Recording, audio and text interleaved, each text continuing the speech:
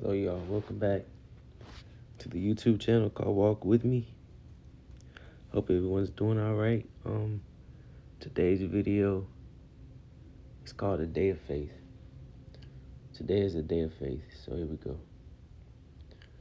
This is written down already, well, typed out at least. Today is a day of faith. Today is a day of love. Let's soak in our faith and allow it to assure us of truth, assure us of the unseen things. Even though we see glory not yet, let's have the faith that it will be. Even though we see complete victory not yet, we assure ourselves that it will come to be. Even though we reached heaven not yet, we assure ourselves that we are well on our way there. Even though evil still exists within our minds, we assure ourselves of the complete victory and overcoming of every evil thing, every evil desire, every evil mind state, and ask God that these things move us no more, that these things dominate our thoughts no more. So we offer our mind and life over to God, the truth. Evil things vanish when face to face with wisdom. They pop in and vanish right away when they notice the presence of God. The devil has to bow to God.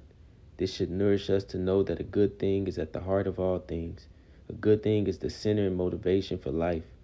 Therefore, all things are at their heart good, and evil only exists where there is no wisdom. Evil only exists in ignorance, not in wisdom. In a few verses here from the Bible, it says, "And now, as I have said concerning faith, faith is not to have a perfect knowledge of things, no. Therefore, if ye have faith, ye hope for things which are not seen, which are true." This is Alma chapter 32, verses 21. It also says here, "I will show unto the world that faith is things which are hoped for and not seen. Wherefore dispute not because ye see not, for ye receive no witness until after the trial of your faith." This is Esther chapter 12, verse 6. It says, "For if there be no faith among the children of men, God can do no miracle among them. Wherefore he showed not himself until after their faith." This is Esther chapter 12, verse 12. It says, "But without faith it is impossible to please him. For he that cometh to God must first believe that he is, and that he is a rewarder of them that diligently seek him." This is Hebrews chapter 11, verse 6. So the key parts from these verses, it says here, he showed himself not until after the trial of their faith. It also says, "For ye receive no witness until after the trial of your faith." It says faith is not to have a perfect knowledge of things. It also says, "If ye have faith, ye hope for things which are not seen, which are true." Look, that it says twice here basically. Here it says, he showed himself not until after the trial of their faith. It also says, "For ye receive no witness until after the trial of your faith." It says twice here basically that you have to go through the trial of faith before you get to the truth. So every time we are faced with any difficulty, every time we are faced with wanting to do things which we know we shouldn't do, every time we are given the opportunity to choose personal pleasure over truth and purpose, we bring our minds back to the faith, sacrificing immediate pleasure here and now for the glory that's to come, sacrificing what we want for what we need, sacrificing the temporary and fleeting for the eternal and lasting.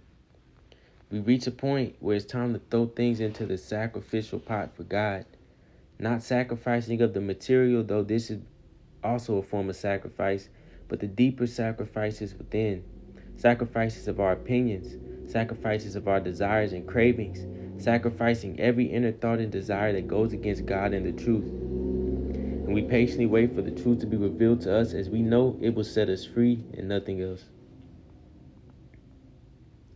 This is just a talk of faith. Today is a day of faith. Today is a day of just reminding ourselves of the faith. We start with the faith a lot of times, and then we forget the faith. We start looking into the world again, and we forget the faith of the things beyond this world. We forget the faith of the things God promises, the peace, the joy, the happiness, the everlasting life, the freedom that God promises through faith. None of this is done but through faith. There's no faith. In other words, if there's no belief in a good thing, if there's no belief that good, first it has to be a good thing. If there's no belief, I'm sorry, y'all. Oh, my body is dead right now. Okay. Oh, okay, so if there is no belief in a good thing, if there's no belief in that good is at the heart of everything, if there's no belief that um, there's something beyond what we can see, you will never arrive at truth. You will never arrive at the promises of God. So, I'm gonna just say it. So we a lot of times we make the spiritual path a part of our personality trait. We make the spiritual path a part of our personality trait to show off to others. So we go to church and we show up. We get a good word. The word truly is. It's truly a good time we have there. A lot of times we're only there for a good time. Isn't that crazy? A lot of people, the same reason someone would go to a party or go hang out with their friends is the same reason a lot of people go to church, to go and have a good time. They don't go there to hear the truth. They don't go there to hear the word. They don't go there to get knowledge to apply to their life. But instead they go there to have a good time and hang out, to have a good time and be in the company of others. And I don't say there's a problem with that. The only problem is when you make that the main priority. You have to put what's first and most important first. You have to put the fact that you're there before anything else, before the crowd of people, before the choir started singing, before all these things. You're there for a reason. And it is not for the choir. You're not there to talk with your friends, even though that may happen and you may enjoy it. First thing you're there for is to get knowledge, to hear the word, to hear the truth, so that you may apply it to your life. Let that be your main focus while you're there. So even as you're talking to your friends, your mind is still on the fact of why you're here. Even though you're having this conversation, your mind is centered on the fact that I'm here to supply myself with the correct knowledge to apply to my life. So that even when I leave here, my mind was there before I got here. This is why I went. I consciously made the decision to keep this in my mind. I'm here for this. Other things may happen. Other things may come up. This is how you have to keep. See, this is in church and this is in the world too. You have to keep your mind on this. So even as I'm walking to work and I'm going to work to do my job, my mind is still focused and set on the fact that I'm trying to do something else. So even though as I'm grabbing these waters, I'm grabbing these sodas, and I'm going to my table, and I'm walking and I'm giving them their food, I'm serving them their food, my mind is set on the mindset that I'm here for a purpose. It's set on my purpose, my reason for every act. What will begin to motivate my every act. So even while I'm serving, even while I'm at this job, or I'm here, or I'm helping people, I'm a doctor. Even while I'm doing that, my mind is still focused on what I should be doing. This is the way we have to keep our minds, because this is why a lot of us start and we don't finish. We start the walk, we start with the faith, and the faith becomes so powerful, but somewhere along the lines, we got caught up back into the mess. We got drawn back into the wrong ways. We got pulled into the wrong direction. We took wrong small step in the wrong direction. And next thing you know, our whole hand was pulled into the pit. Our whole body was taken there. It starts with one wrong step. It starts with one wrong friend that you have. One wrong relationship. One wrong thought. One wrong motivation. One wrong idea given into. That's all it takes. It's the step one foot in the direction of where you know you shouldn't go. And it pulls you all the way in. And it draws you in and it traps you again. So why the Bible warns us many times, it says be diligent. Be diligent, because you have to be diligent. It's not a choice. It doesn't say, okay, maybe be diligent if you can. It doesn't say try to be diligent. No, it says be diligent. This is a command from the Bible. Be diligent. What does diligent mean? Let's see here. Diligent definition. Diligent mean having or showing care and conscious. I'm sorry, this word is a crazy word.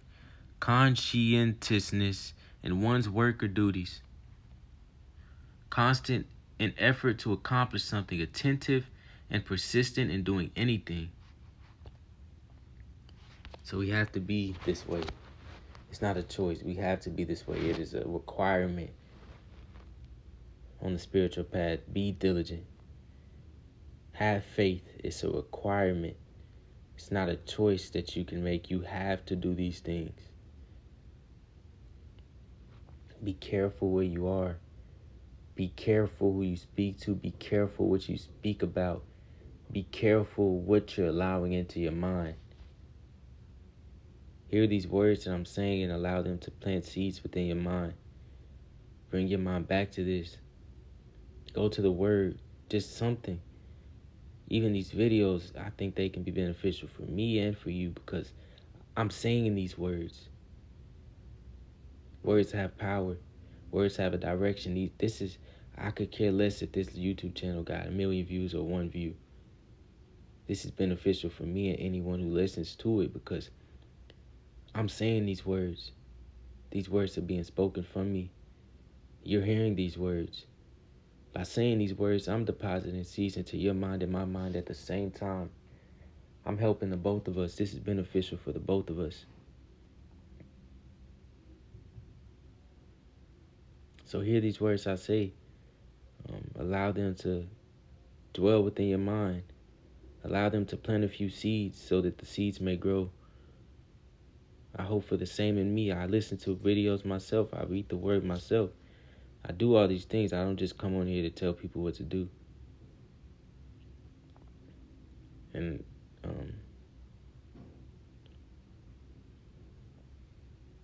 all these things have to be done day to day.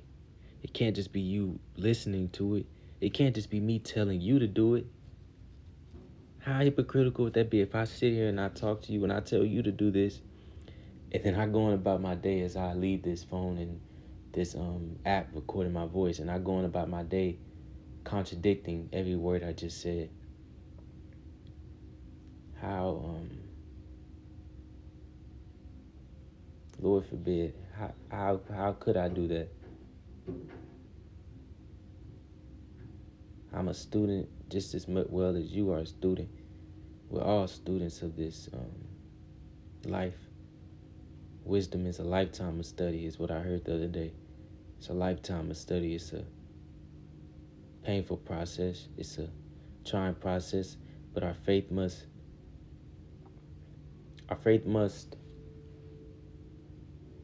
be stronger than any obstacle. Our faith must be stronger than any evil thing. Our faith must be stronger than any desire within us. Our faith must be the way we walk, by faith, not by sight. We not look at things that we can see for our direction, but we look towards the unseen. We ask that they reveal themselves to us, to me, to you, to the whole world, so that everything can be restored here.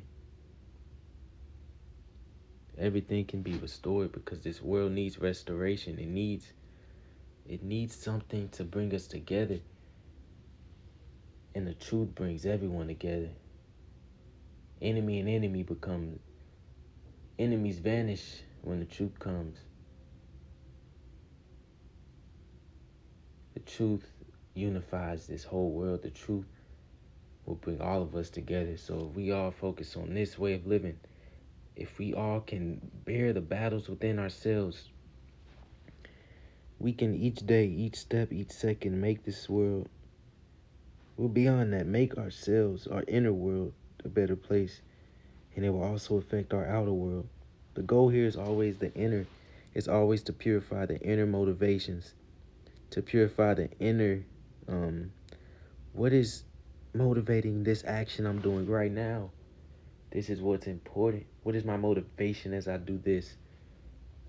Not looking at the outside acts, because one person may be doing an act and another person doing the exact same act, but behind both of these acts there are different motivations. So this comes to show us that right and wrong is not in the outer act, but it's in our inner motivations on doing these acts.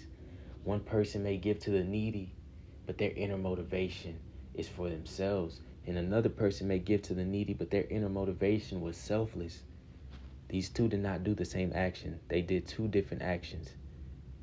Though both actions looked the same on the outside, the inner motivations were different in each individual. Therefore, the actions were different. I may go to eat. One person may eat the same exact food that another person eats. But one person's inner motivation is just to get the nutrition, and the other person's inner motivation is to derive the most pleasure they possibly can get from it. These two did not do the same act. Though on the outside it looks as if they've done the same exact thing, their inner motivations were different. Therefore, the act was different. We have to stop looking for outer acts as a way of right or wrong. But right or wrong lies within. Let's stop acting like it's on the outside when all these things are on the inside. The inner is where we should be looking. We look to the outer and we become confused because we can't quite understand what's going on because we're looking for the outer things. But when we look at our own personal inner motivations on each act that we do each day, each second, from morning to night, when we wake up to when we get to the end of the day, what is my inner motivation here?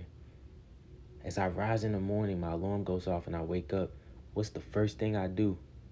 And why am I doing it? Do I wake up and the first thing I do is eat breakfast? Okay, what's my inner motivation behind that? Why am I eating breakfast? When I first wake up, do I meditate? What's my inner motivation behind meditation? Let's ask ourselves to become more transparent with ourselves. When I go to the gym, even here, this can be one person's inner motivation to go into the gym could be to be seen by others. Another person's inner motivation could be solely focused on strengthening their body for something they have to do. Let's say I want to become a football star. So I want to build my body up so that I can become strong enough to play the sport that I need the strength within my body to play.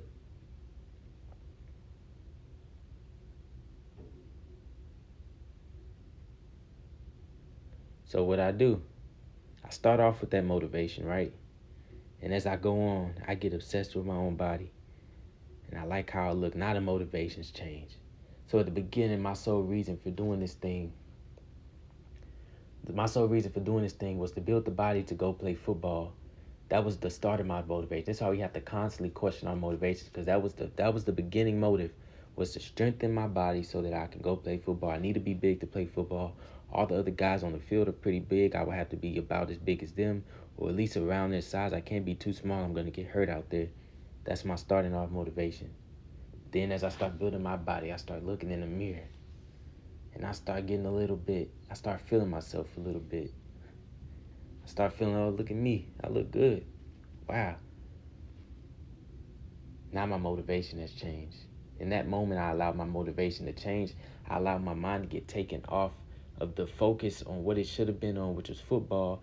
Now my mind has gone from there to vanity. Now I'm looking at myself in the mirror, and now I want to use my looks to get something from it.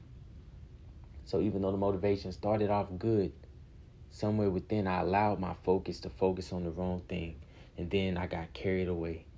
This is what we can't do. We keep the intention good, and then we constantly question it, and when we see the intention goes bad, we immediately turn our head back to where the attention should be, and we focus on that.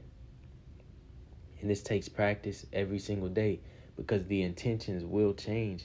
even for the same very acts that you started off doing, the intentions will change. They will.